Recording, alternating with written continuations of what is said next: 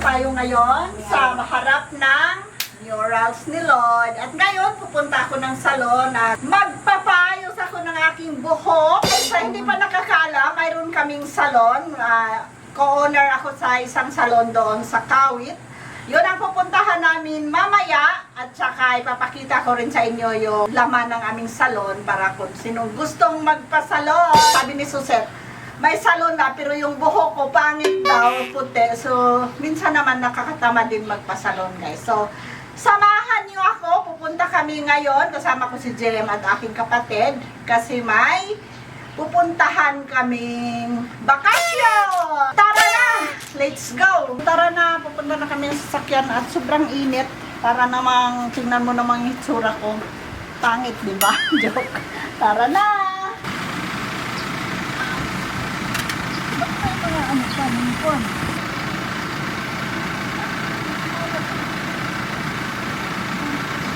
Tara na, guys!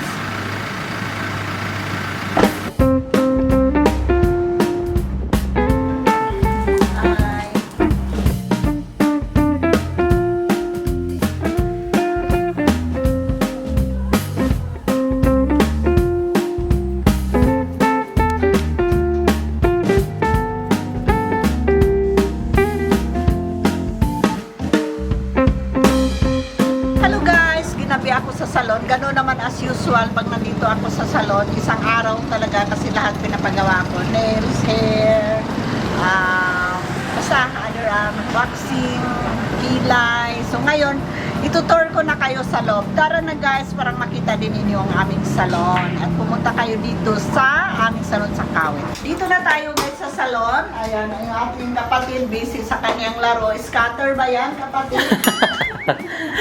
Hindi naman. Scatter ka pa. Hindi naman pala nagsugal. Laro lang yun yung Candy Crush. Marami siyang laro guys. Hindi lang isa, hindi dalawa, hindi apat. Isang dusinang laro sa ano niya. Dito yung aming sofa pang princess. Ayan. Pink.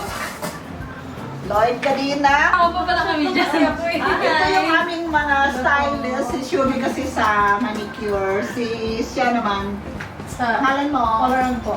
Juby po. Si Zobi, si Shubi, all around siya guys sa manicure, lahat-lahat. Siya ang gumawa sa akin, kaya gumanda ako ng konti ngayon.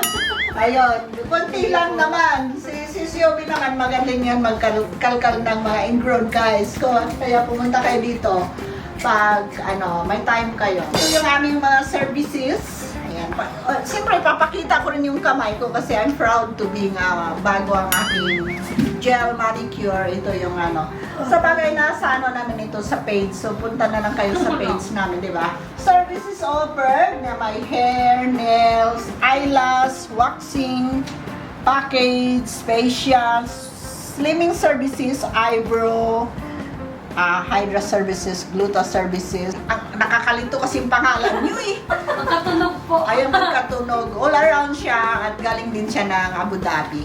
Pumunta na kayo dito, subukan nyo ang aming services dito guys. At hindi kayo lumabas na kasing pangit din ang mukha ko. On the spot, jackpot kasi yung aming booking. Pupunta kami ng Bohol at namimiss na kami.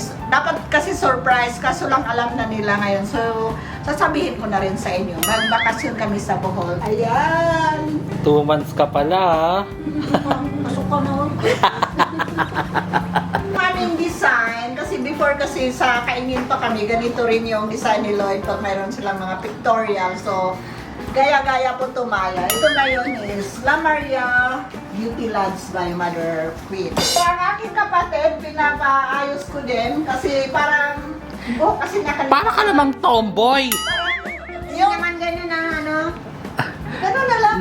Hindi niya kasi. Bakit kasi nakakimpi? Maganda naman kasi yan. Kanina kasi guys, galing sa dagat na nisin, kaya orange yung buhok.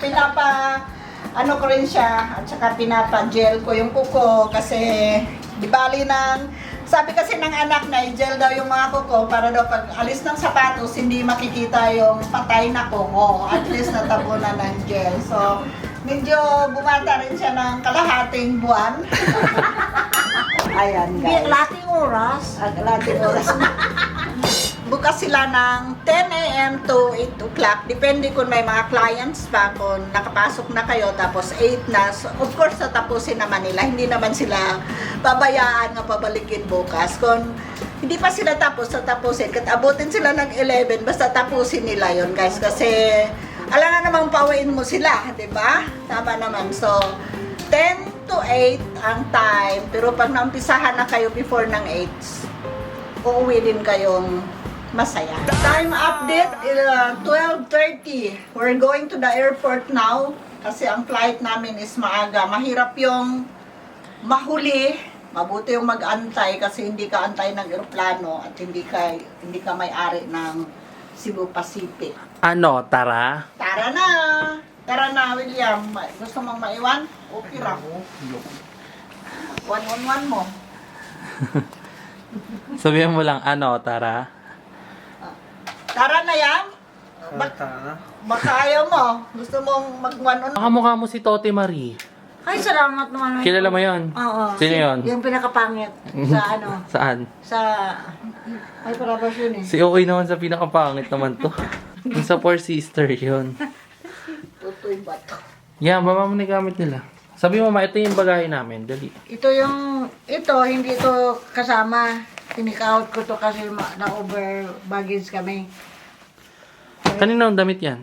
Akin yan. Tapos ito lang tatlo ang bagahe namin. 2 hand carry, isang 20 kilos. Ito, buhol lang naman. Akala mo na may pupuntang US. Nung nag-US ako, malalaking damalitan, 2 eh. Pag hand carry, hindi naman chinitche. Mga 70 na yun, guys. Pero kaya pang magbuhat ng maleta. That's what we call lifestyle. Healthy lifestyle. Pero nung kasi silang malita, guys.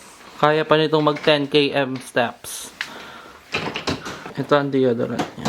Paano ka mag-ano? Yan guys ang tricks. Kaya niyang magbuhat pero may amoy siya. Ito ang deodorants. Kasama lagi sa buhay kasi mainit at malamig. Maglagay tayo kasi baka yung amoy tayong kinayab.